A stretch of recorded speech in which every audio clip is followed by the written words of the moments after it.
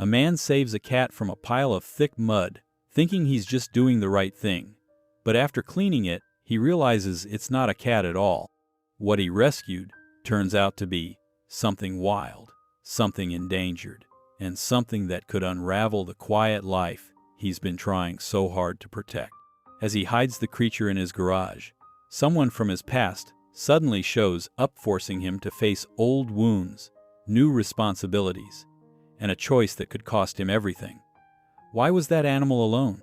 And what secret is this man willing to risk everything to keep hidden? Before we get into the story, comment below where in the world you are watching from today. And if you like this story, don't forget to subscribe. The late afternoon sun cast long shadows through the garage's grimy windows as Liam wiped his hands on a shop rag, the familiar smell of motor oil and metal hanging in the air. His shoulders ached from a day spent hunched over engines, but the work kept his mind occupied just the way he liked it. The phone's sharp ring cut through the quiet, making him frown. "Yeah?" he answered, his voice rough from disuse. The supplier on the other end explained about a critical part waiting at the construction site. Liam checked his watch and sighed. "Fine, I'll head over now." He grabbed his worn leather jacket from its hook, keys jingling in his pocket as he locked up the garage. His old pickup truck grumbled to life, the engine's familiar rumble a comfort as he drove toward the edge of town where forest met civilization. The construction site was a mess of churned earth and half-finished foundations. Yellow machinery sat idle in the fading light, their metal bodies casting strange shadows. Liam parked near the site office, a temporary trailer perched on concrete blocks. No one was around, typical for this time of day. The supplier had said the part would be behind the trailer, so Liam picked his way across the muddy ground. His boots sank slightly with each step, leaving deep impressions in the soft earth. The air smelled of wet dirt and crushed vegetation, with an underlying hint of diesel fuel. As he rounded the trailer, something caught his eye, a slight movement near a drainage ditch, about 30 feet away. He paused, squinting in the dim light.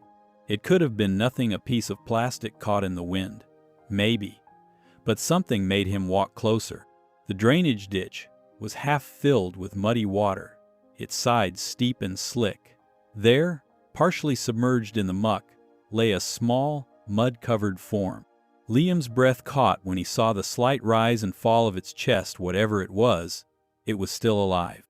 Without thinking too much about it, he carefully made his way down the slope. The creature didn't move as he approached, and that worried him more than if it had tried to run.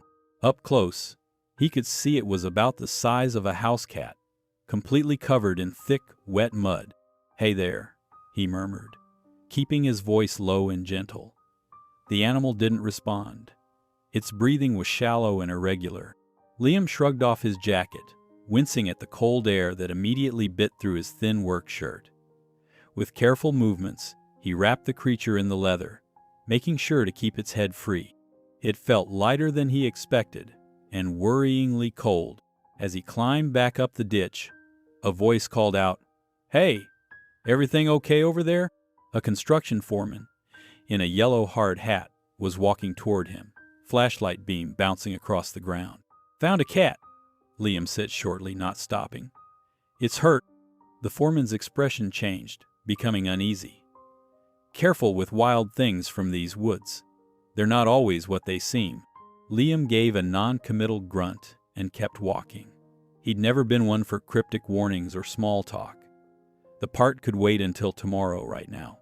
The creature in his arms needed help. Back at his garage, Liam cleared a space on his workbench, laying out clean shop towels. The overhead fluorescent lights hummed as he filled a bucket with warm water from the utility sink. The creature hadn't moved during the drive, but its breathing seemed a little steadier. With gentle hands that usually dealt with wrenches and spark plugs, Liam began cleaning away the mud. He worked carefully, using a soft cloth and making sure the water wasn't too hot. Gradually, the creature's true form emerged from under the grime.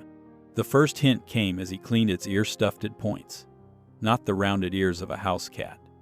Then came the oversized paws, built for snow and speed. The powerful back legs, even on the small frame, told their own story. His movement slowed as realization dawned. This was no stray cat. The animal he'd rescued was a lynx kitten. As if sensing his discovery, the lynx's eyes fluttered open. They were a striking amber color, still glazed with exhaustion, but alert enough to fix on Liam's face. For a moment they just looked at each other, the solitary mechanic and the wild creature.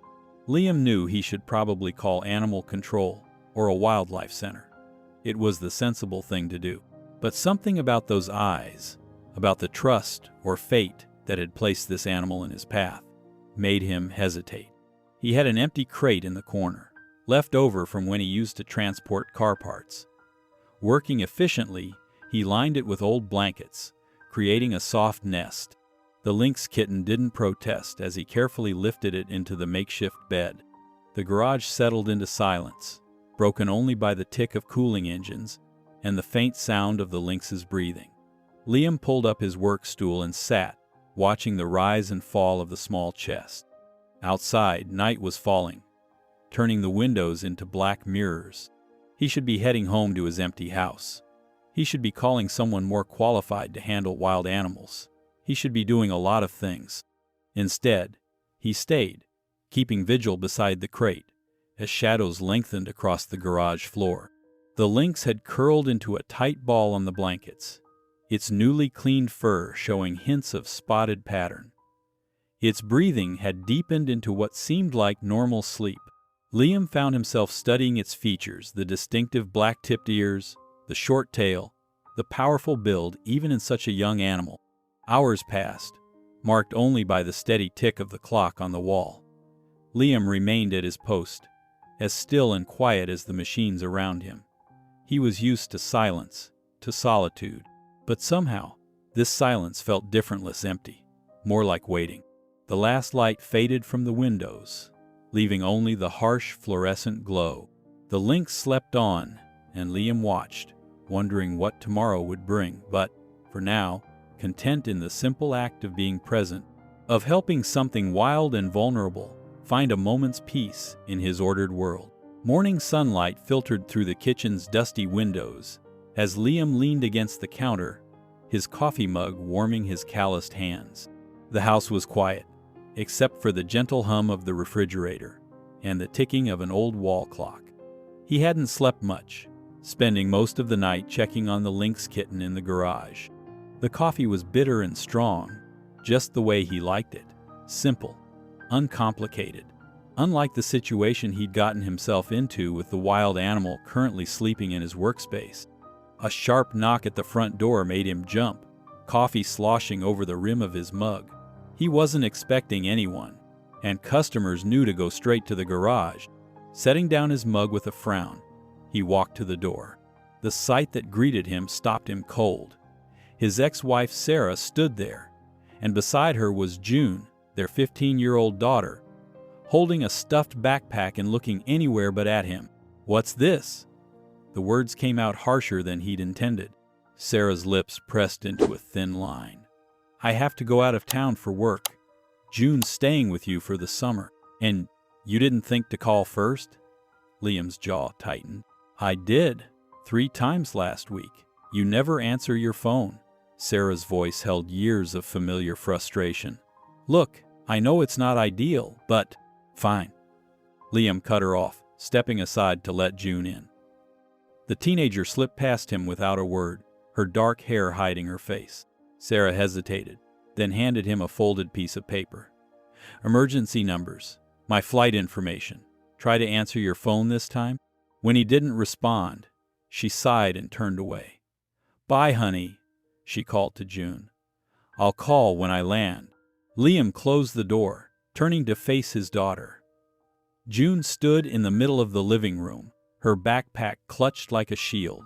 The room suddenly felt too small, too empty, too full of things unsaid. "Your room's still upstairs," he managed. "Might need dusting." June nodded, adjusting the strap of her bag. "Thanks." The silence stretched between them, thick and uncomfortable. Liam retreated to the kitchen, picking up his cooling coffee. Through the window, he watched Sarah's car pull away. A strange sound broke the tension, a soft mewling coming from the direction of the garage. June's head snapped up. "What was that?" "Nothing," Liam said quickly. "Probably just," but June was already moving, following the sound. Liam set down his mug with a quiet curse and followed her. The garage door creaked as June pushed it open. Sunlight streamed through the grimy windows, illuminating dust motes and tool-lined walls.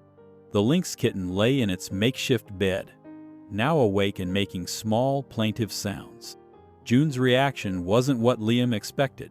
Instead of screaming or running, she immediately knelt beside the crate, her eyes wide with wonder. "Oh my God," she breathed. "Is that a lynx?" "Don't get too close," Liam warned. But June was already reaching out, her movements slow and gentle. The kitten watched her with those striking amber eyes, then pressed its head against her hand. June's face lit up with a smile, the first real smile Liam had seen from her in months. "Where did you find it?" she asked, not taking her eyes off the animal. "Construction seat, in a drainage ditch." June stroked the lynx's fur carefully. "It's so small, must have lost its mother." She studied the mud-stained fur and delicate features. "I'm going to call it Tide," Liam frowned. "Don't name it. We're not keeping it." "Because it looks like the ocean just spit it out," June continued as if he hadn't spoken. "See how its fur has that wavy pattern? Like tide marks on the beach." The lynx kitten, Tide, purred softly under her touch. Liam watched them, feeling something twist in his chest. He recognized the look in June's eyes, the same immediate connection, the same instinct to protect that had made him bring the creature home in the first place. "June," he said, trying to keep his voice firm. "It's a wild animal. It needs professional care." She looked up at him finally, her expression challenging. "Then why did you bring it here instead of calling someone?" He had no good answer for that. The day passed slowly. June spent most of it in the garage with Tide, while Liam tried to focus on work. He could hear her talking softly to the lynx, the sound drifting through the walls as he moved through the empty house.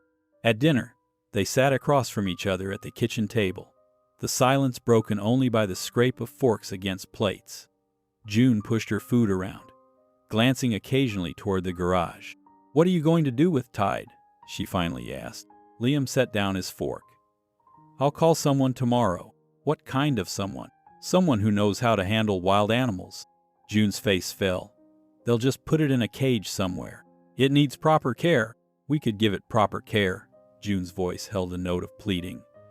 "I could help. I've been reading about lynx kittens on my phone. They need—" "No." Liam's tone was final. "End of discussion." June stood up abruptly, her chair scraping against the floor. "Fine. I'm going to bed." She paused at the doorway. "But you know what? At least Tide actually seems happy to see me." The words hit their mark.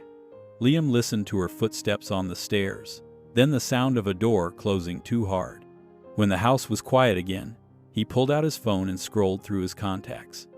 Claire's number was still there, though he hadn't called her in months. She answered on the third ring. "Liam, everything okay? I need your help." He explained about finding the lynx kitten, keeping his voice low. Claire was silent for a moment. "I'll come by tomorrow morning. But Liam, this could get complicated. Lynx are protected. There are laws about keeping them." "I know. He rubbed his face. "I need someone I can trust to look at it." "Okay. First thing tomorrow." She paused. "It's good to hear from you." After hanging up, Liam walked out to the garage. Tide was asleep in the crate, its small chest rising and falling steadily. In the dim light, it looked impossibly vulnerable. He sank onto his work stool, watching the sleeping animal. "What the hell did I bring home?" he muttered to the quiet garage. Morning light streamed through the dusty garage windows, casting long shadows across the concrete floor. Tide was curled up in the crate, watching with alert eyes as Claire unpacked her medical kit on Liam's workbench. The vet moved with practiced efficiency, laying out her instruments while June sat cross-legged in the corner, furiously scribbling in a spiral notebook. "How long have you had the kitten?" Claire asked, pulling on latex gloves. 2 days, Liam answered from his position by the door, arms crossed. Claire nodded, kneeling beside the crate. "Hello there, little one." she said softly. Tide's ears twitched, but the kitten remained calm as Claire reached in slowly. That's remarkable. Usually, wild lynx are much more defensive. June leaned forward, pen poised. Is it because it's young? Partly, Claire said, carefully examining Tide's eyes and ears. But even young ones typically show more fear. This one seems different. She ran expert hands along Tide's body, checking for injuries. The kitten tolerated the examination with surprising patience, only squirming when Claire checked its paws. What's the verdict? Liam's voice was gruff, but June noticed the concern beneath it. Claire sat back on her heels, removing her gloves. It's a female Eurasian lynx, probably 3 to 4 months old. She's undernourished, but otherwise healthy. She reached for her bag. The interesting part is what she's doing here at all. June's pen scratched across paper. What do you mean? Eurasian lynx aren't common in this area. There's a small endangered population that occasionally passes through the forest corridor, but sightings are rare. Claire pulled out a small bottle and syringe. She needs some vitamins and antibiotics, just to be safe. Liam shifted uncomfortably. About that, what are our options here? Claire's expression grew serious as she administered the shot. Tide barely flinched. Legally, you're required to report her to wildlife authorities immediately. She paused, watching Tide settle back into her blanket. But I've seen how they handle these cases. It's not always gentle. What would happen to her? June's voice was small. Best case, she'd go to a wildlife center, probably out of state. Claire stood up, disposing of the syringe. Worst case, they might decide she's too habituated to humans already. The options then become more limited. June's notebook dropped to her lap. They'd put her down? It's possible. Claire looked at Liam.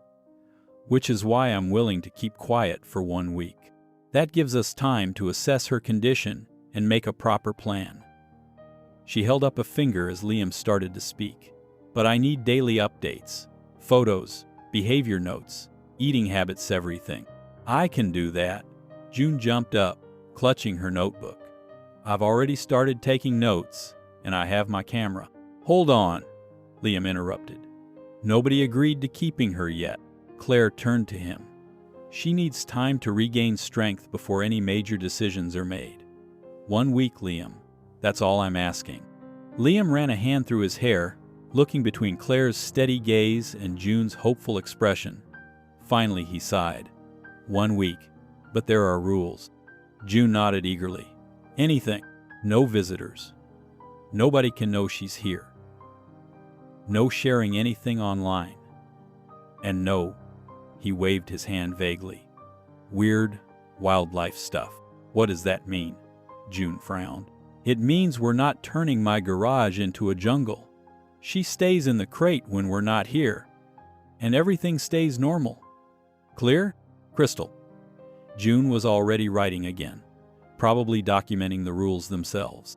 Claire packed up her kit, leaving them with vitamin supplements and feeding instructions. At the door, she caught Liam's arm. Call me if anything changes. And Liam? She lowered her voice. It's good to see you stepping up. After Claire's car disappeared down the driveway, June wasted no time getting to work. She positioned herself near the crate, camera ready, while Tide explored her expanded territory, a section of the garage, now blocked off with old car parts and tools. Liam tried to focus on actual work, but found himself watching June document everything. She had her father's eye for detail, noting every movement, every sound. Her camera clicked softly as she captured Tide stretching, playing with a piece of rope, drinking water. Dad? June's voice startled him. Look at this. He moved closer, peering at the camera's display screen. The photo showed Tide mid-yawn, her small teeth visible, eyes squeezed shut. Something about the image made his chest tight. She trusts us, June said quietly. That's why she's so calm. She knows we're helping her. Liam didn't respond, but he stayed nearby as June continued her observation. The afternoon slipped away, marked by the changing angles of sunlight through the windows and Tide's alternating periods of sleep and activity.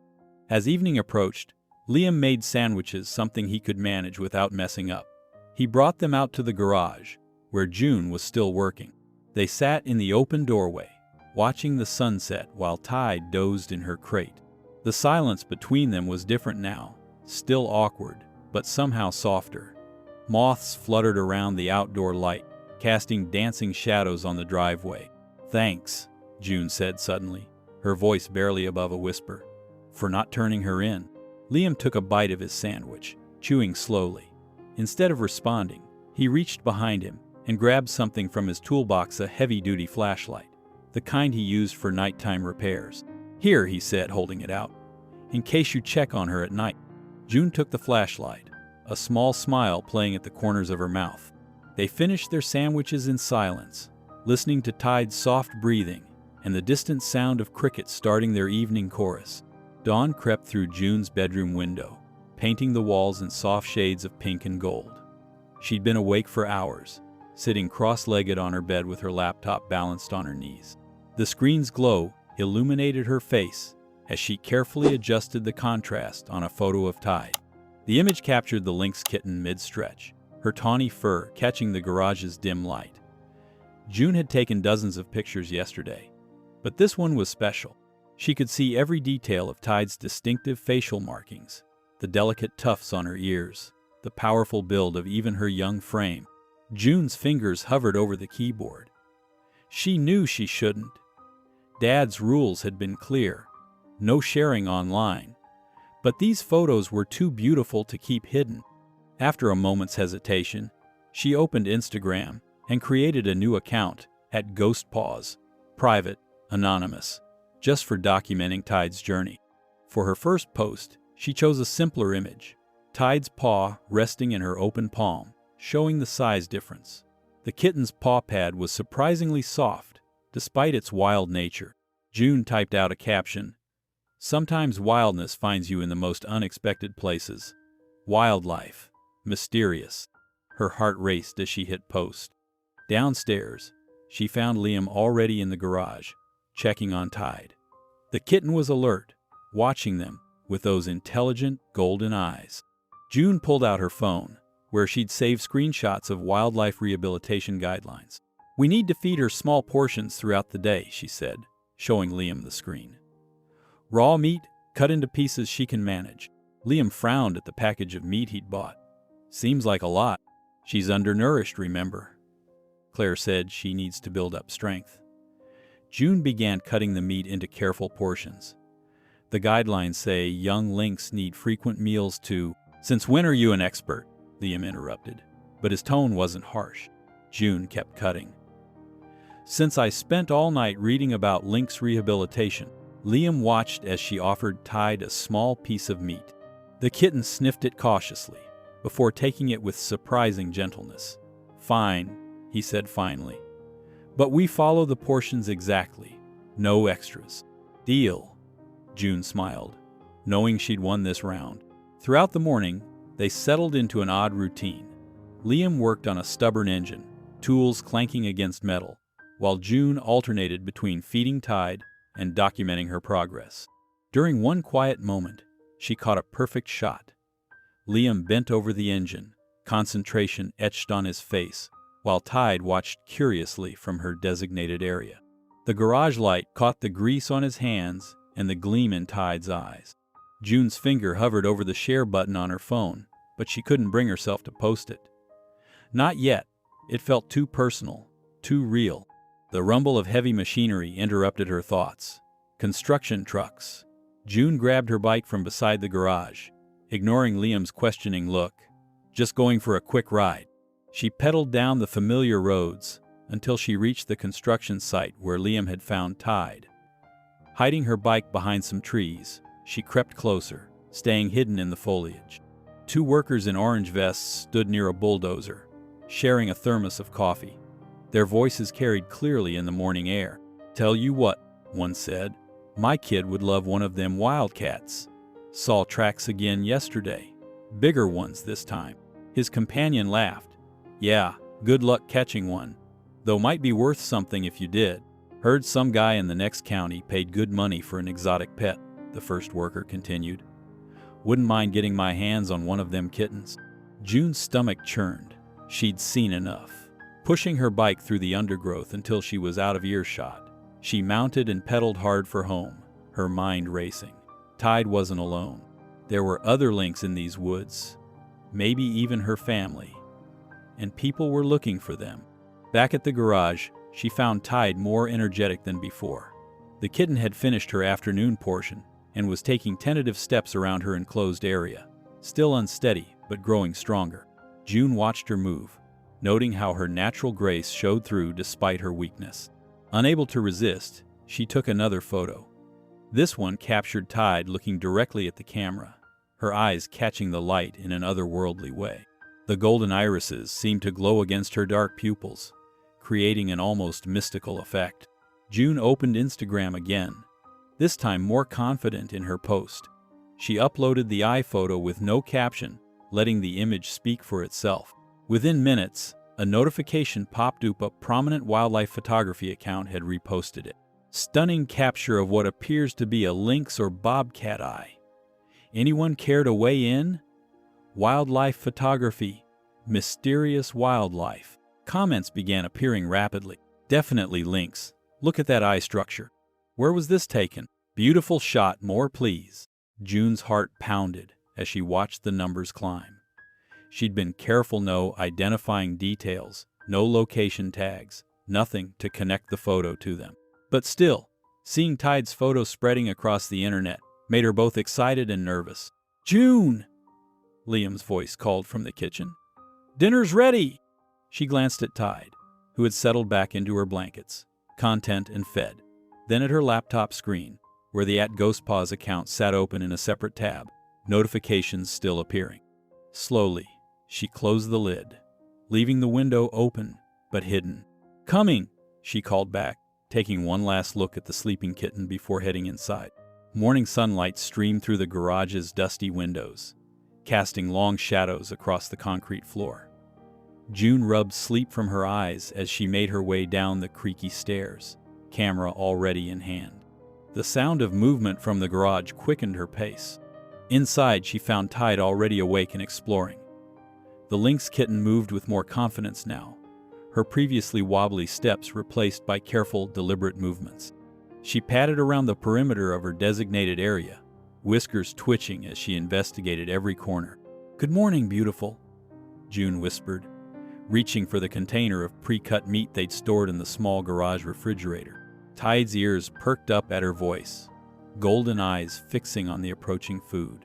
June documented everything as she fed Tide. How many pieces the kitten ate, the way she chewed, her energy levels. Her journal lay open beside her, pages filling with neat observations and quick sketches. She developed a system, marking the time and date of each entry, noting changes in behavior and physical condition. The click of her camera shutter captured Tide mid-stretch, showing how much stronger she looked after just a few days of care. The kitten had filled out slightly, her fur gaining a healthy sheen. Heavy footsteps announced Liam's arrival. He paused in the doorway, coffee mug in hand, watching June work. His eyes fell on the open journal beside her. "What's all that?" he asked, nodding toward the notebook. June looked up, slightly startled. She hadn't heard him come in. "Oh, just observations. I'm tracking everything: feeding times, behavior changes, physical development." She held up the journal, showing pages of careful notes and measurements. "It's not just writing about feelings or whatever. It's actual data." Liam stepped closer, examining a page where June had sketched Tide's paw prints and measured them precisely. His eyebrows rose slightly, the kind of subtle expression that June had learned meant he was impressed, even if he'd never say it out loud. "That's thorough," he said finally, taking another sip of coffee. June seized the moment of approval. "Dad, I've been thinking. We should check out where you found her. There might be clues about where she came from, maybe even—" "No," Liam cut her off. "Too risky." "But what if there are others? Those construction workers yesterday were talking about seeing tracks, bigger ones." June stood up, facing her father. "We could just look around the edge of the woods. Quick and careful." Liam's jaw tightened, but June could see him considering it. After a long moment, he sighed. "Fine, but we stay together. And we don't tell Claire. She'd have my head if she knew we were poking around out there. An hour later, they parked Liam's truck at the edge of the construction site, away from the main activity. The morning was still young, the air cool and damp. June carried her camera with the zoom lens attached, while Liam brought a flashlight despite the daylight. They moved quietly along the tree line, June scanning the ground for signs while Liam kept watch. The earth was soft from recent rain, perfect for tracking. Near a cluster of fallen logs, June spotted something. "Dad, look!" She pointed to a set of distinct paw prints in the mud. They were similar to Tide's but notably larger. Liam crouched down, examining the tracks without touching them. His expression remained neutral, but June noticed how his shoulders tensed. They followed the tracks deeper into the woods, staying within sight of the construction zone's edge. The signs became clearer broken branches at lynx height, tufts of fur caught on thorns, and finally, what they were looking for, a partially collapsed den. The sight made June's heart sink. The den was tucked under an old oak's roots, but recent activity had disturbed the area. Fresh tire tracks cut through the soil nearby, and orange survey flags marked a line that ran right past the den entrance. The ground showed signs of heavy equipment having passed through, compacting the earth and partially crushing one side of the den's opening.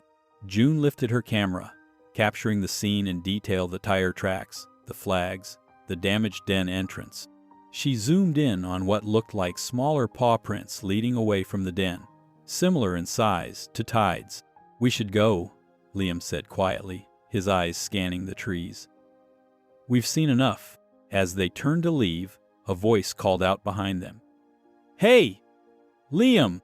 They turned to find the same foreman who'd warned Liam the day he found Tide. The man's expression was stern as he approached. "Better keep your girl out of the woods," he said, glancing between them. "There's something big out there. Saw tracks myself. Bigger than any bobcat I've ever seen." Liam nodded curtly. "Just showing her where not to go. We're heading back now." Back at the garage, June immediately connected her camera to her laptop. The photos loaded one by one, the tracks, the den, the survey flags. She pulled up an image of Tide's paw print from yesterday and placed it side by side with the new photos of the tracks they'd found. The similarity was undeniable. The shape, the pad pattern, the spacing of the toes, they were nearly identical, except the new tracks were significantly larger, adult-sized. June looked up to share her discovery, but Liam had already disappeared into the house. The afternoon faded into evening, and eventually, June's eyes grew heavy. She headed up to bed, leaving her laptop open on the workbench. Later that night, long after June had fallen asleep, Liam stood in the quiet garage. The only sound was the soft breathing of the lynx kitten in her crate. He watched as Tide's eyes moved beneath her closed lids, caught in some dream of the forest. "There's more of you, isn't there?" he muttered, his voice barely audible in the darkness. Morning light filtered through the garage windows, casting a warm glow across the scattered tools and machinery. June sat cross-legged on an old wooden stool, her laptop balanced on her knees. On the screen, she carefully adjusted the contrast of her latest photo of Tide. The image was striking. The young lynx had found a comfortable spot inside a cleaned-out oil drum, her tawny fur catching the golden morning light that streamed through the garage's dusty windows. The metal's curve created a perfect frame around her sleeping form, while shadows played across her spotted coat. June's fingers hovered over the keyboard. She'd promised not to share anything about Tide, but this photo was different. It was art. No one would know where it was taken or who took it. After a moment's hesitation, she opened the @GhostPaws Instagram account and uploaded the image. "Ghost in the grease," she typed, then hit post before she could change her mind. The morning passed quietly.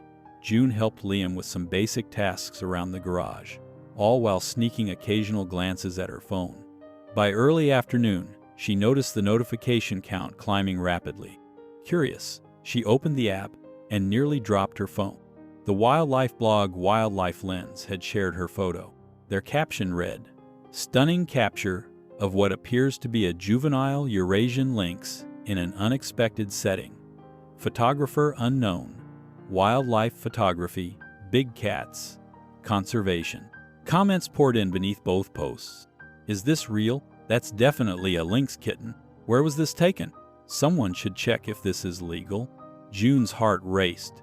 She quickly locked her phone and shoved it in her pocket, trying to act normal as she heard Liam's heavy footsteps approaching. "Claire's coming by," he announced, wiping his hands on a shop rag. "Wants to check on Tide." June nodded, perhaps too quickly. "Okay, cool. I'll clean up a bit around here." Liam's phone buzzed. He read the message from Claire. "Everything okay there? Anyone else know about our little guest?" "No," he typed back. "Just us three." When he looked up, he noticed June moving nervously around the garage, reorganizing things that didn't need reorganizing. Her phone kept lighting up in her back pocket, but she was pointedly ignoring it. Later that afternoon, while June was feeding Tide, her phone buzzed continuously for several minutes.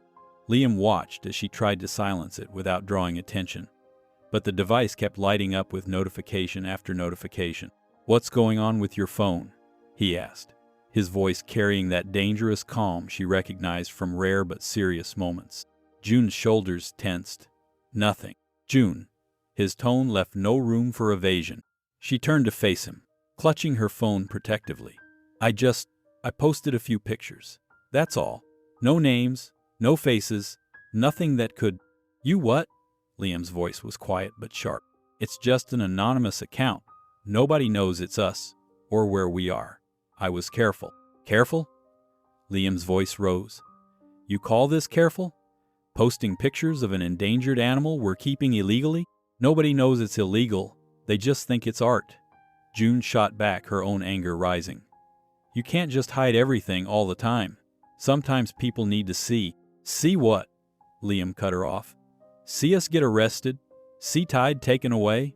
What exactly did you want people to see?" "Something real," June's voice cracked. "Instead of just hiding and pretending and never talking about anything." The words hung in the air between them, heavy with unspoken meaning. Liam's jaw clenched, and he turned away, walking to the other end of the garage. June grabbed her backpack and retreated upstairs, leaving Tide watching them both with alert, golden eyes. The rest of the evening passed in tense silence. They ate dinner separately, June in her room, Liam in the garage with Tide. Neither made any attempt to bridge the gap. As midnight approached, Liam sat at his workbench, the garage quiet except for Tide's soft breathing. He opened his phone and found the @GhostPaws account. The latest photo had thousands of likes now, and the comments had taken a concerning turn. "Wildlife Authority should look into this. This has to be somewhere local. That species isn't native here. Someone needs to investigate if this animal is being kept legally." One comment in particular made his blood run cold. "At State Wildlife Services, please check this out. Endangered species being kept in what looks like a mechanic's garage." Liam's expression darkened as he closed the app. He stood up, moving with quiet purpose as he walked to the storage room. The sound of metal scraping concrete echoed softly as he pulled out a large travel crate, the kind used for transporting medium-sized dogs. He set it down near his workbench and began methodically gathering supplies, blankets, water bottles, the special food Claire had provided. His movements were careful, deliberate, as he prepared the crate, all while keeping an eye on the sleeping lynx kitten. Finally, he walked to the garage's main door and turned the lock with a decisive click. June woke to the sound of birds chirping outside her window. The early morning sun cast long shadows across her bedroom floor. She grabbed her phone, checking for any new notifications about the photos, but paused when she noticed the time 7:30 a.m. Usually, Tide would be making soft mewing sounds by now, asking for breakfast. Something felt wrong. Still in her pajamas, June hurried downstairs to the garage. The door wouldn't budge. She tried the handle again, then knocked. No response. Her heart began to race as she ran around to the exterior garage door, also locked. "Dad," she called out, peering through the dusty windows. The garage was empty. Tide's crate sat open, the blankets inside rumpled and abandoned. June burst into the kitchen, where Liam sat at the small table, staring into a steaming cup of coffee. His expression was unreadable, but the tension in his shoulders told her everything she needed to know. "Where is she?" June demanded, her voice shaking. Liam took a slow sip before answering. "She's safe." "That's not an answer. Where did you take her?" "You crossed a line, June." His voice was quiet but firm. "Those pictures. What were you thinking?" "I was thinking people should see something beautiful." June's hands balled into fists at her sides. Not everything has to be hidden away like some dirty secret. Liam set his coffee cup down with deliberate care. "Beauty doesn't matter if it brings danger. Those comments, those tags, did you even think about what could happen?" "Of course I did. I was careful. No locations, no names, nothing that could. Nothing except a clear shot of an endangered species in what's obviously a mechanic's garage." Liam's voice rose slightly. "How many auto shops do you think there are in this area? How long before someone connects the dots?" June opened her mouth to argue back, but a sharp knock at the front door made them both freeze. Through the window, they could see Claire's familiar car parked in the driveway. When Liam opened the door, Claire stepped in quickly, her usually calm demeanor replaced with visible anxiety. She didn't bother with pleasantries. "We have a problem," she said, looking between father and daughter. "Wildlife officials contacted the clinic this morning. They're asking if anyone's seen exotic felines in the area, specifically lynx." June's face went pale. "Did you tell them?" "Of course not." Claire cut her off. "I said no, but they're not going to stop asking. Those photos are circulating everywhere now. Local wildlife forums are trying to identify the location." June pulled out her phone. "I'll delete the account right now. Everything will be gone." Claire shook her head. "It's too late for that. The photos have been saved, screenshotted, shared across multiple platforms. Deleting the original account won't make them disappear." Liam ran a hand over his face. "This is exactly what I was afraid of." "Listen to me, both of you," Claire said, her voice dropping to just above a whisper. "This is serious now. If they find her, they won't ask questions. They'll just take her. And given how some of these cases go, well, let's just say not every confiscated animal makes it to a proper facility." The kitchen fell silent except for the soft ticking of the wall clock. June's shoulders slumped as the weight of her actions settled over her. After a long moment, Claire spoke again, this time with careful consideration. "There might be another way. Instead of hiding and hoping this blows over, which it won't, what if we document everything properly?" Liam looked up sharply. "What do you mean?" "I mean, we build a case," Claire explained.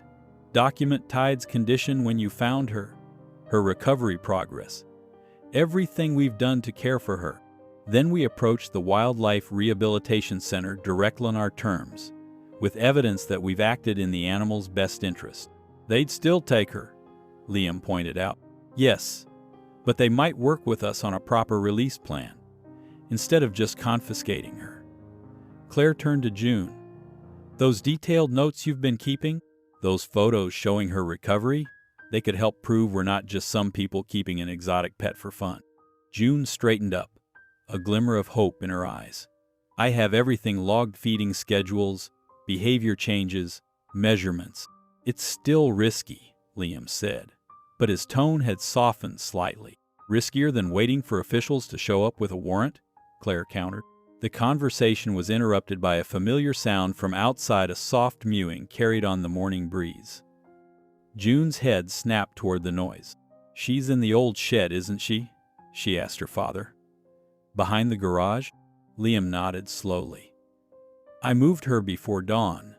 Thought we might need to get her out quick if anyone showed up." Hours later, as evening settled over the property, Liam and June sat on folding chairs in the garage. They'd moved Tide back to her familiar space, and now watched as she dozed peacefully in her crate, one paw twitching in her sleep. The silence between father and daughter was different, now less angry, more thoughtful.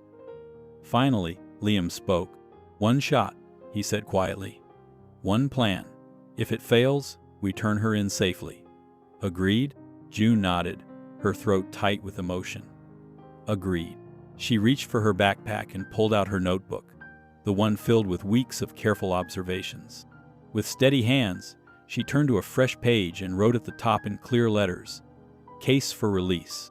Across the garage, Claire sat at Liam's workbench, typing carefully on her laptop. The email to her contact at the Wildlife Center was brief but urgent. Need to discuss a sensitive wildlife situation. Requires immediate attention and discretion. Can we meet? She hit send, and the soft click seemed to echo in the quiet garage. The morning sun hadn't yet burned through the coastal fog when Liam and June began preparing for their expedition. In the garage, Liam methodically packed a worn backpack with essentials 12 flashlights, with fresh batteries, water bottles, and a basic first aid kit. June sat cross-legged on the floor, spreading out the detailed maps Claire had printed for them. The construction site borders these 3 sections, June explained, tracing her finger along the paper. And this is where we found the den last time. She marked the spot with a small X. Liam nodded, checking his phone's battery. We stay together. No wandering off. Claire had dropped off a small GPS tracker earlier that morning, showing them how to attach it to Tide's makeshift collar. The device was barely larger than a quarter, but it would let them monitor her location if something went wrong. Hold still, girl, June murmured, as she helped Liam secure the collar around Tide's neck. The lynx kitten squirmed slightly, but allowed them to adjust it. She'd grown stronger over the past few days, her golden eyes more alert, her movements more confident. They set out just as the fog began to lift. Tide padded along beside them on a length of rope that Liam had fashioned into a lead, her tufted ears swiveling at every sound.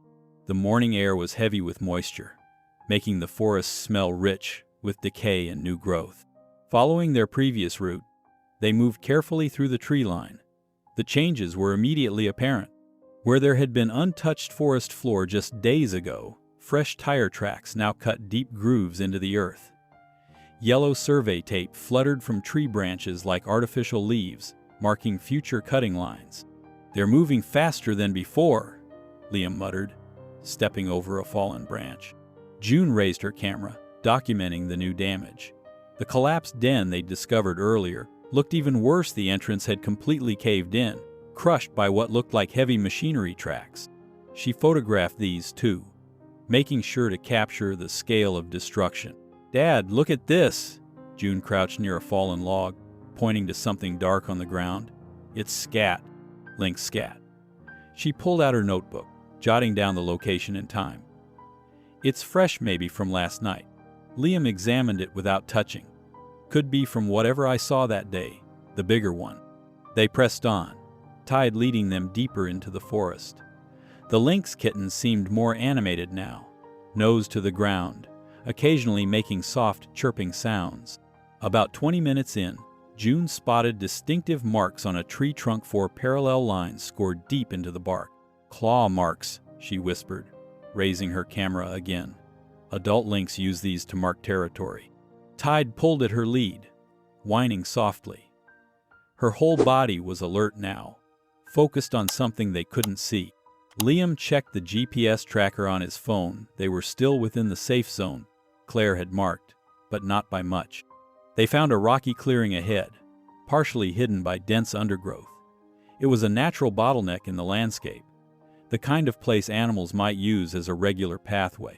Claire had given them a trail camera for exactly this purpose. Here, Liam decided, selecting a sturdy tree with a good view of the clearing. He worked quickly, securing the camera while June marked their position on the map. The device would capture anything that moved through the area over the next few days, giving them proof of wildlife activity. Just as they finished, Tide went still. Her ears pointed forward, muscles tense. Liam noticed it, first a shadow moving through the trees ahead of them. Something large and graceful slipped between the trunks, too quick to photograph, too silent to be anything but wild. It moved like water through stones, there and gone, in seconds. June grabbed her father's arm. Was that? Too big for a fox, Liam said quietly. Too smooth for a dog. They stood frozen for several long moments, but whatever they'd seen didn't return. Tide remained focused on that spot, making small sounds in her throat that were neither distressed nor afraid, more like recognition. The trek back was quieter, each lost in their own thoughts. By the time they reached home, the afternoon sun was low, and they were covered in forest debris and sweat. June immediately sat down at her laptop, downloading the day's photos while Liam checked Tide for ticks or injuries. The images were clear, and damning the destroyed den, the survey markers, the claw marks, all carefully documented with timestamps and GPS coordinates. June composed a detailed email to Claire, attaching the best photos along with their mapped route and observations. Claire's response came quickly, "Sending this to my contact at the Wildlife Center now." Added note: "Proof of surviving family. Evidence of disrupted habitat. Keep monitoring that trail cam." Dinner was simple sandwiches eaten at the kitchen table, but the silence between father and daughter had changed. It wasn't the tense quiet of previous meals, but something shared and understanding. They were in this together now, whether they'd planned it or not. Tide lay curled near Liam's chair, her small body pressed against his boot. She'd eaten well after their expedition and now dozed peacefully, whiskers twitching occasionally in her sleep. Through the kitchen window, they could hear the distant rumble of construction equipment, still working even as evening approached. The sound seemed to emphasize what they'd discovered today: the forest was not safe. Not yet. The morning fog had barely lifted when a government-issued SUV pulled into Liam's driveway. Through the garage window, he watched a woman in a crisp uniform step out, clipboard in hand. Her boots crunched purposefully on the gravel as she approached.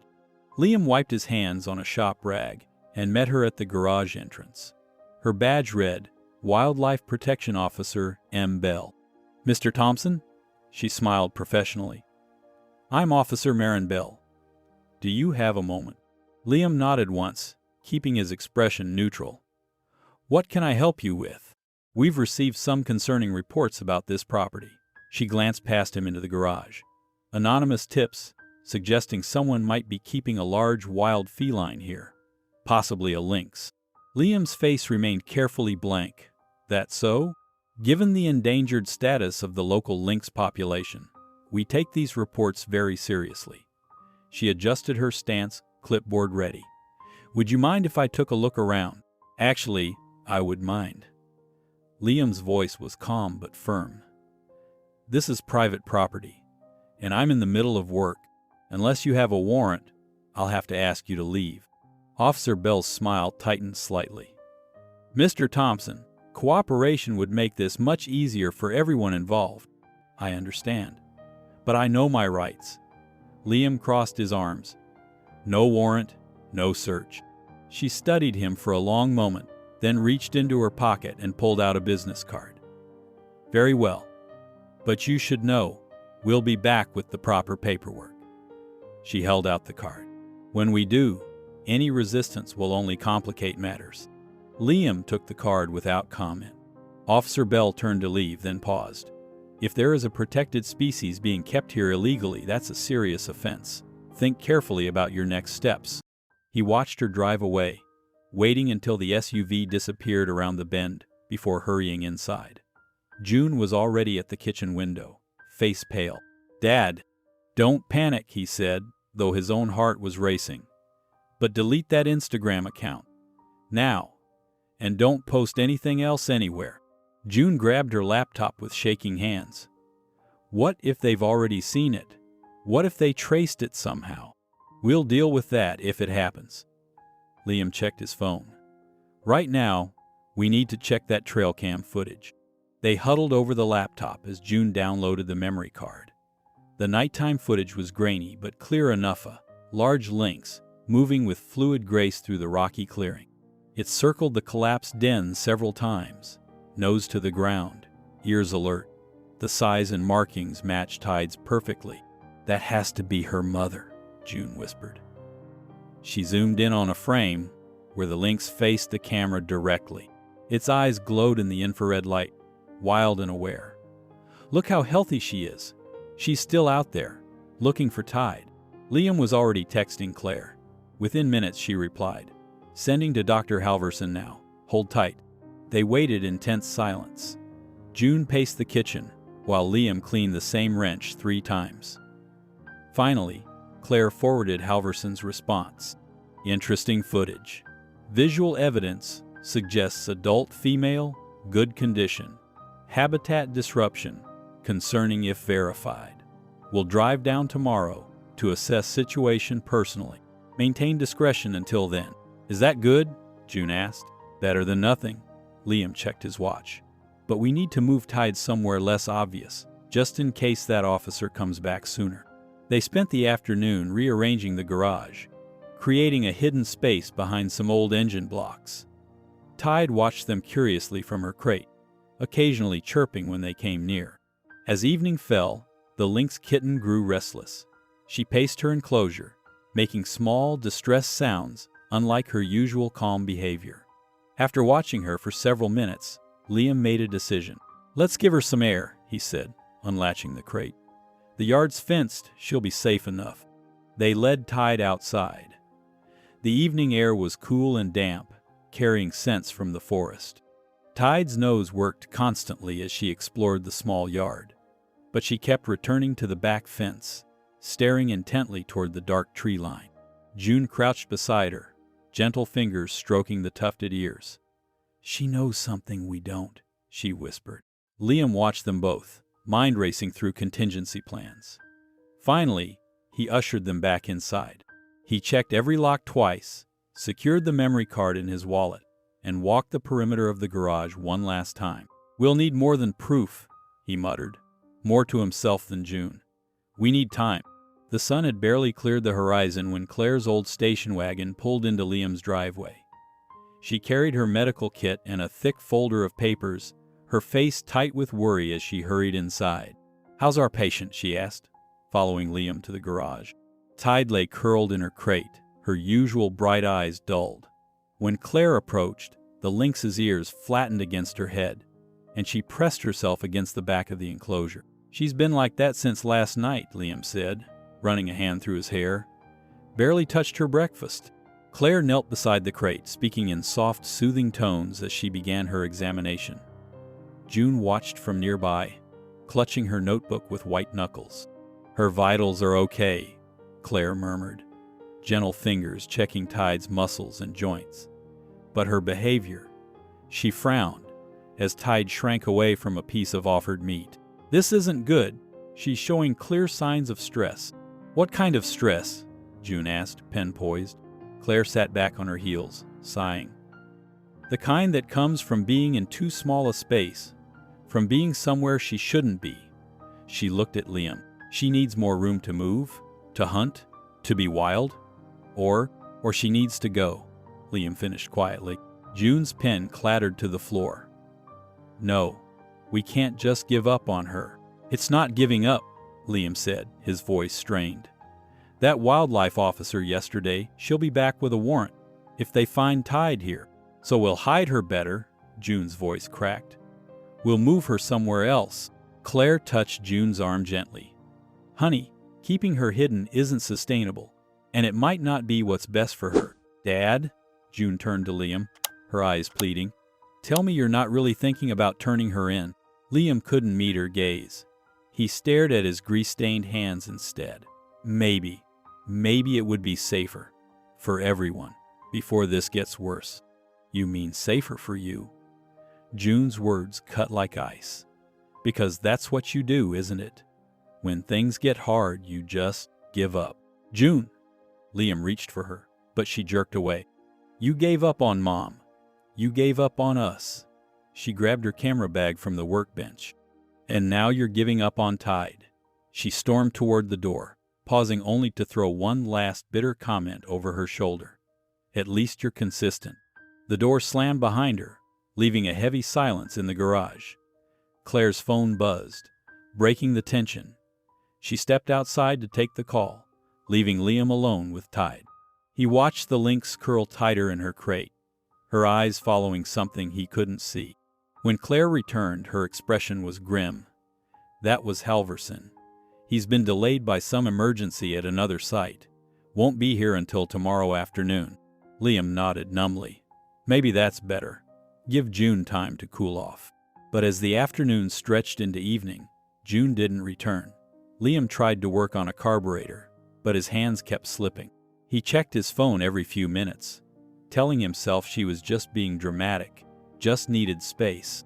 He made dinner mac and cheese, June's favorite comfort food, and set 2 plates on the kitchen table.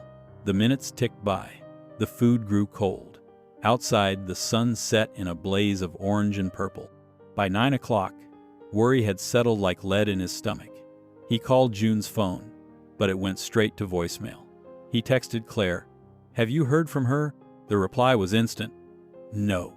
"Want me to drive around?" Liam paced the kitchen, then the garage. Tide watched him from her crate, ears twitching at every sound from outside. When his phone showed 10 p.m., panic finally overcame his stubbornness. He went to check on Tide one more time before calling the police and froze. The crate door hung open, empty. A few tufts of fur clung to the blanket inside, but the lynx was gone. No. Liam spun around, scanning the garage. The side door was ajar, swaying slightly in the night breeze.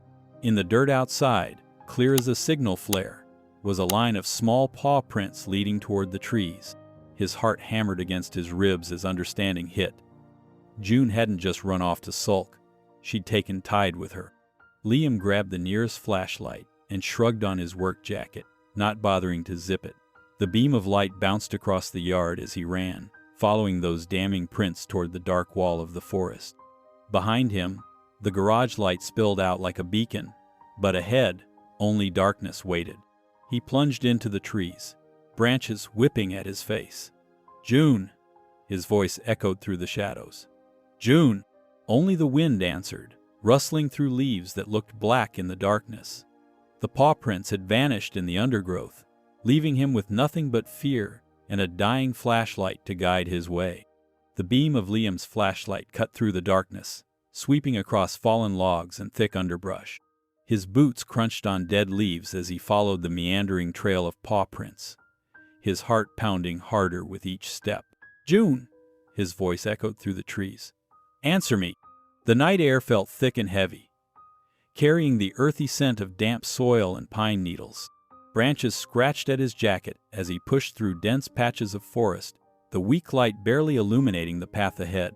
Something caught his eye, a flash of blue, against the dark bark of a low-hanging branch. He moved closer, relief flooding through him as he recognized June's hair tie, deliberately placed where he would spot it.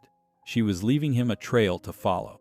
"Smart girl," he muttered, pocketing the elastic band and pressing forward with renewed determination. The forest seemed to close in around him, shadows shifting and dancing at the edge of his light. Every snapping twig made him jump. Every rustle of leaves had him spinning around. The 30 minutes he spent hiking deeper into the woods felt like hours, each moment stretching with the weight of his worry. Then, carried on the night breeze, he heard a familiar voice, trembling and small. "Dad?" Liam broke into a run, branches whipping at his face as he charged toward the sound. "June, keep talking. Over here." Her voice was clearer now, guiding him through the darkness. He burst into a small clearing, and there she was, perched on a large moss-covered rock. Tide lay curled against her legs, ears twitching at his approach. June's face was streaked with tears, her eyes red and puffy in the flashlight's beam. "Oh, thank God!" Liam rushed forward, pulling her into a tight hug. She stiffened for a moment before melting into his embrace, her shoulders shaking with fresh sobs. "I'm sorry," she hiccuped against his jacket. "I'm so sorry." "Shh, it's okay." He held her closer, his own eyes stinging. "You're safe. That's what matters." When June's crying subsided to quiet sniffles, Liam sat beside her on the rock. Tide shifted, making room but staying pressed against June's leg. The lynx's eyes reflected the flashlight's beam, like golden coins in the darkness. "What happened?" Liam asked softly. "Why did you come out here?" June wiped her eyes with her sleeve. "I saw the construction crews this afternoon. They were at the trail campsite, tearing everything up." Her voice cracked. "The den we found? They filled it in, just destroyed it, like it was nothing." Liam's stomach twisted. "So you followed them?" She nodded. I wanted to see where else they were going, but I got turned around, and it got dark so fast. Fresh tears spilled down her cheeks. I was scared. I didn't know which way was home. And then, Tide just appeared. The lynx's ears perked up at her name. She found me, June continued, running her fingers through Tide's fur. She kept walking ahead, then looking back at me, like she was saying, "Follow me." She led me here, to somewhere I recognized. She looked up at Liam. "She protected me, Dad. She didn't run away, she helped me." Liam sat in silence for a long moment, processing everything. Around them, the forest hummed with night sounds, crickets chirping, leaves rustling, distant owls calling. It felt alive, watchful. "There's something you need to know," he finally said.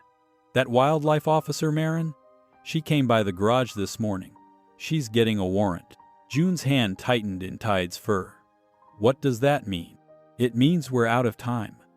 Liam sighed heavily. "They'll search the property, and when they find her..." He trailed off, letting the implications hang in the air. June's voice was small. "So you're giving up?" "No." The firmness in his voice surprised them both. "You were right before. I do give up when things get hard. I did it with your mom, with our family." He turned to face her fully. "But not this time. This time, we fight." A twig snapped in the darkness beyond their small circle of light. They both froze. Tide's head shot up, ears swiveling toward the sound. Through the trees, a larger shadow emerged. As their eyes adjusted, the silhouette took shape, another lynx, nearly twice Tide's size, its muscular frame unmistakable even in the dim light. It stood perfectly still, watching them with gleaming eyes. June's breath caught in her throat. Moving with agonizing slowness, she raised her camera. The soft click of the shutter seemed deafening in the quiet forest. The adult lynx didn't flee. It remained motionless, regarding them with an intensity that made Liam's skin prickle. Tide chirped softly, a sound they'd never heard her make before, but the larger cat only blinked in response. They sat in that frozen tableau for what felt like hours, but was probably only minutes. Then, as silently as it had appeared, the adult lynx melted back into the shadows, leaving them alone with their thundering hearts and the weight of what they'd witnessed. The walk home was quieter, easier somehow. Tide trotted ahead of them, occasionally pausing to ensure they followed. By the time they reached the garage, it was well past midnight. Inside, June downloaded the photo while Liam made them both hot chocolate. The image was stunning, the adult lynx caught in perfect clarity, its presence both powerful and ethereal in the nighttime forest. Combined with their trail cam footage, it told an undeniable story. Liam created a zip folder, adding all their evidence, June's detailed notes, the trail cam data, and now this final, compelling photograph. He opened a new email to Dr. Halverson, his fingers hovering over the keyboard for just a moment before typing the subject line. "She's not alone." The message sent with a soft whoosh, carrying with it their last, best hope for protecting not just Tide, but something larger than themselves. The morning sun had barely cleared the horizon when a silver SUV pulled into Liam's driveway. Dr. Anders Halverson stepped out, a tall man with graying hair and wire-rimmed glasses, dressed in practical field clothes. He carried a weathered leather briefcase and moved with the measured precision of someone used to observing before acting. June watched nervously from the kitchen window as Claire greeted him first, extending her hand with a professional smile. "Dr. Halverson, thank you for coming on such short notice. The evidence you sent was compelling," he replied, his voice carrying a slight Nordic accent. "Though I prefer to make my own assessments." Liam emerged from the garage, wiping his hands on a shop rag. The two men sized each other up before shaking hands, both careful, both reserved. Inside, they gathered around the kitchen table, where June had laid out a folder of carefully organized materials. Her hands trembled slightly as she opened it, but her voice was steady. "This is everything we've documented," she explained, spreading out the photos chronologically. "When we found her, her condition, daily progress notes, and then the evidence from the forest." Halverson studied each image methodically, occasionally making notes in a small, leather-bound book. His expression remained neutral as he reviewed the trail cam footage on June's laptop, pausing frequently to zoom in on details. "The mother?" he asked, freezing on a frame of the adult lynx. "We think so," Claire answered. "The timing and location match reports from our local wildlife surveys." Halverson nodded slowly, then closed the laptop. "Show me the kitten." In the garage, Tide watched them from her crate, ears forward and alert. She'd grown noticeably in the past week, her coat fuller, her movements more confident. Halverson approached carefully, crouching down to her eye level. "Remarkable," he murmured, studying her posture and reactions. "She's maintained her wild instincts. No signs of improper imprinting or domestication." He stood up, adjusting his glasses. "She's wild, but not lost. That's crucial for rehabilitation potential." Before he could continue, the crunch of tires on gravel cut through the air. Through the garage windows, they saw a government vehicle parking behind Halverson's SUV. Officer Marin stepped out, accompanied by another official in a dark uniform. Liam's jaw tightened. "June, go inside." "But now." June retreated reluctantly as Marin approached, holding up a document in a clear plastic sleeve. "Mr. Walsh, we have a signed inspection order for the premises." "This is private property," Liam stated firmly, moving to block the garage entrance. "The warrant covers all structures," Marin countered, her voice clipped and professional. "Please step aside." The tension crackled between them until Halverson cleared his throat. "Officer Marin, I presume?" He stepped forward, producing a business card. "Dr. Anders Halverson, Director of Wildlife Research at the Coastal Conservation Center. This animal is now under temporary evaluation by my office." Marin frowned, scanning his credentials. "We have reports of an illegally kept endangered species, which falls under my jurisdiction for assessment," Halverson interrupted smoothly. "You're welcome to contest this through proper channels, but at present, this is a research matter." A silent battle of wills played out as Marin studied his face, looking for any sign of deception. Finally, she lowered the warrant. "You have until the end of the week, Dr. Halverson. If this animal isn't properly relocated by then, we return with enforcement." "Understood," he replied calmly. They watched the government vehicle retreat down the driveway. June peeked out from behind the kitchen door, relief visible on her face. Later that evening, after Claire had left, Halverson met with Liam and June privately in the garage.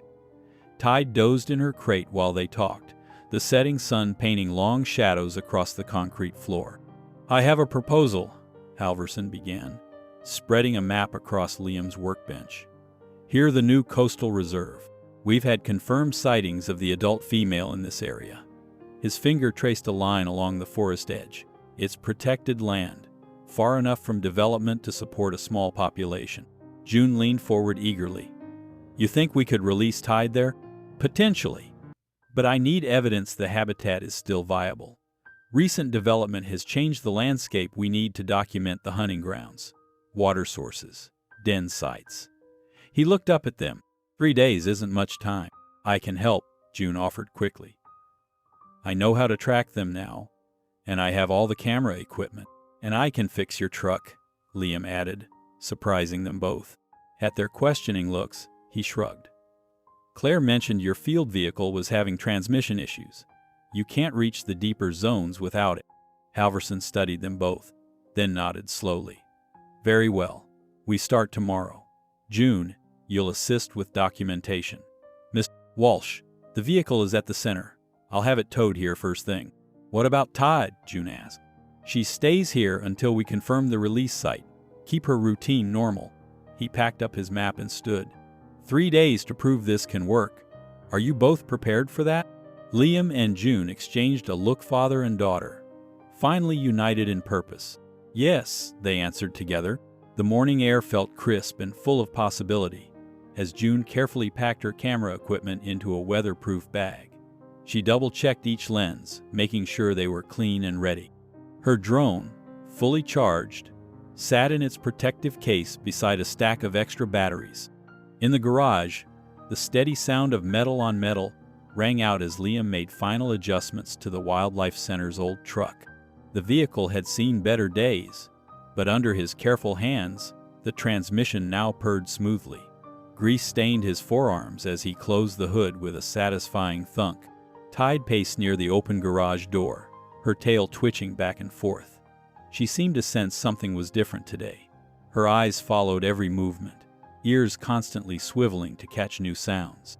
"Easy there, girl," June whispered, pausing to scratch behind Tide's ears.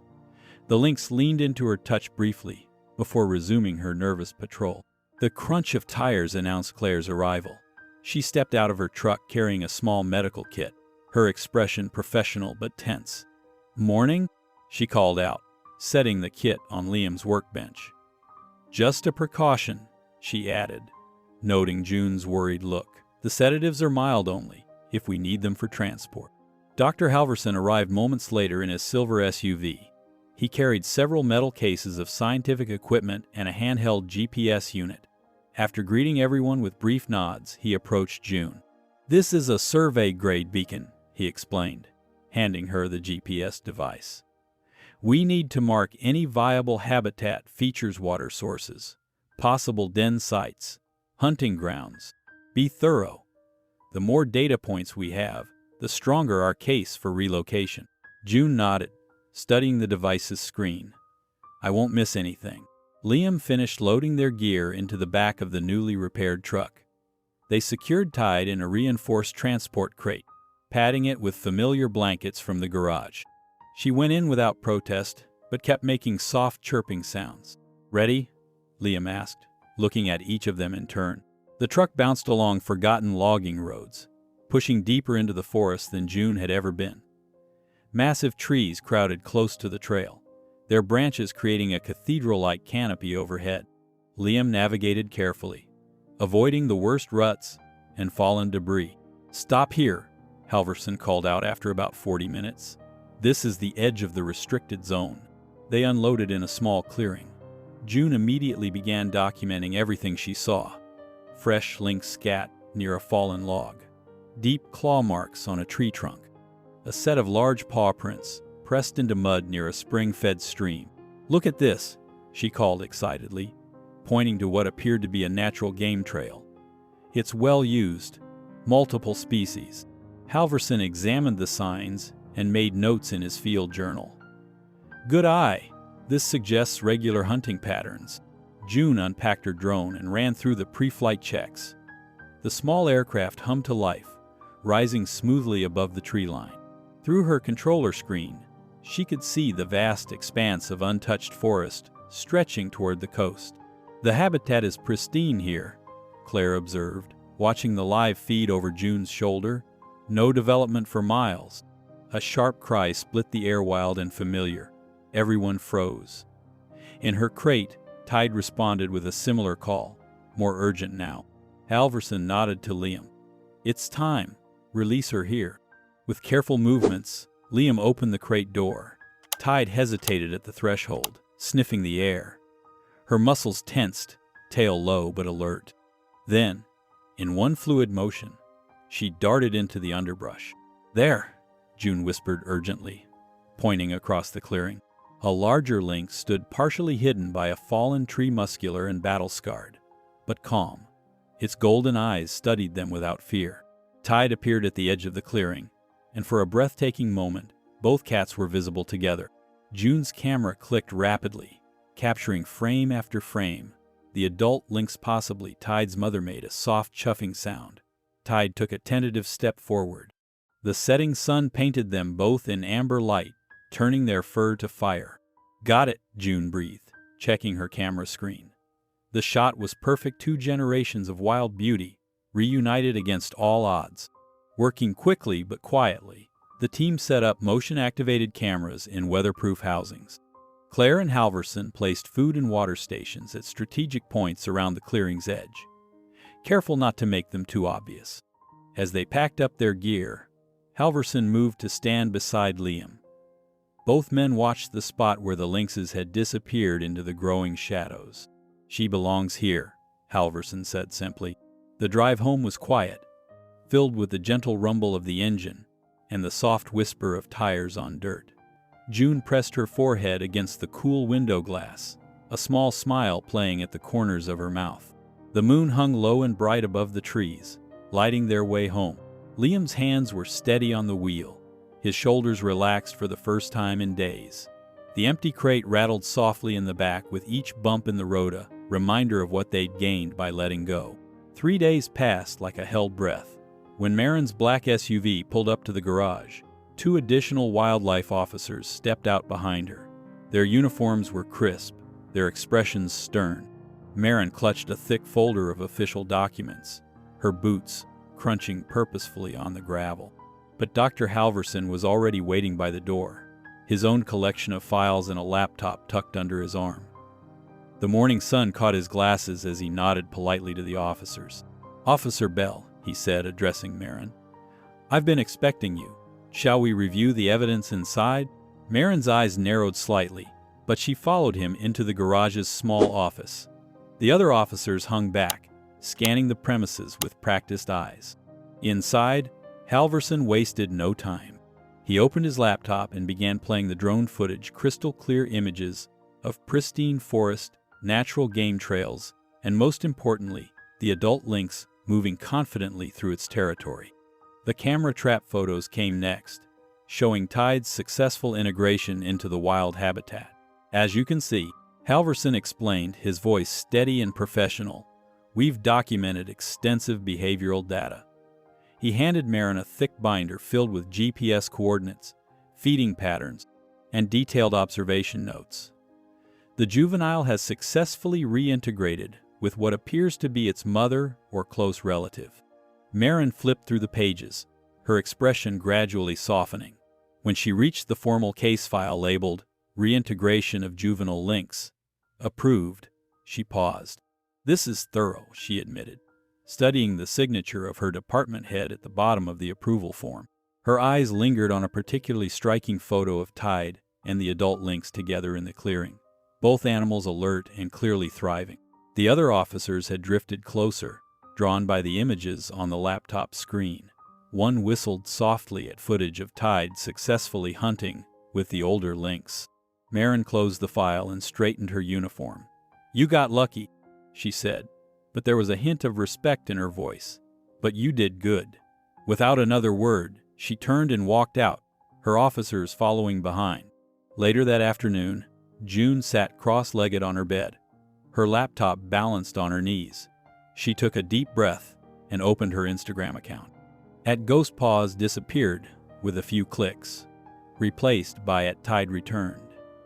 She deleted every previous post, except one, the final photo of Tide, standing proud on a rocky ridge, the larger lynx beside her. Their fur rippled in the wind, wild and free.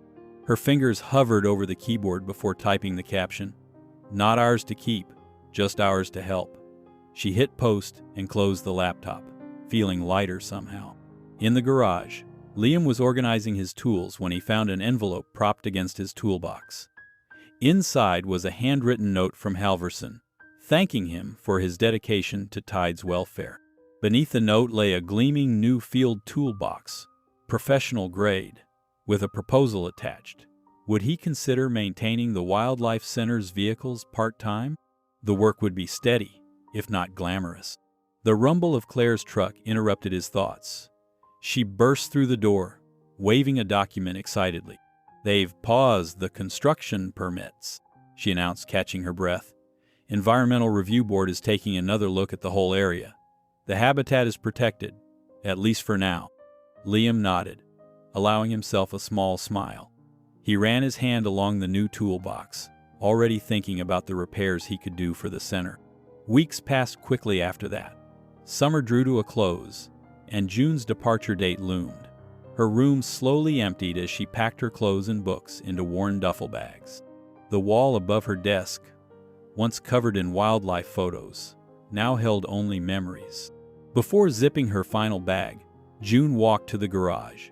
The familiar smell of oil and metal wrapped around her as she approached the wall where Liam kept his few personal items.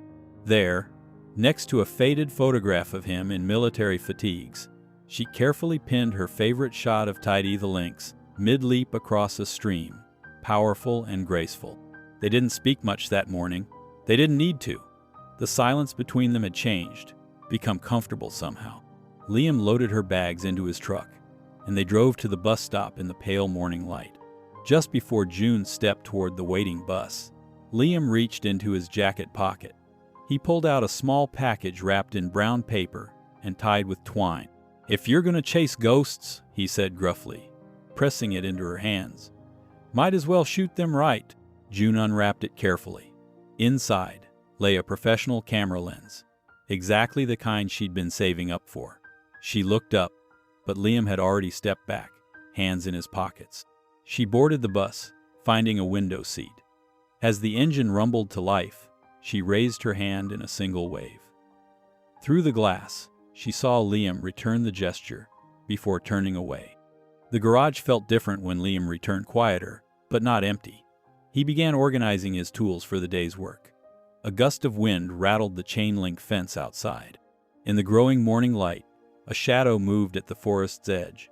A lynx, powerful and wild, stood watching for just a moment before melting back into the trees. On the garage wall, the new photograph caught the sunlight.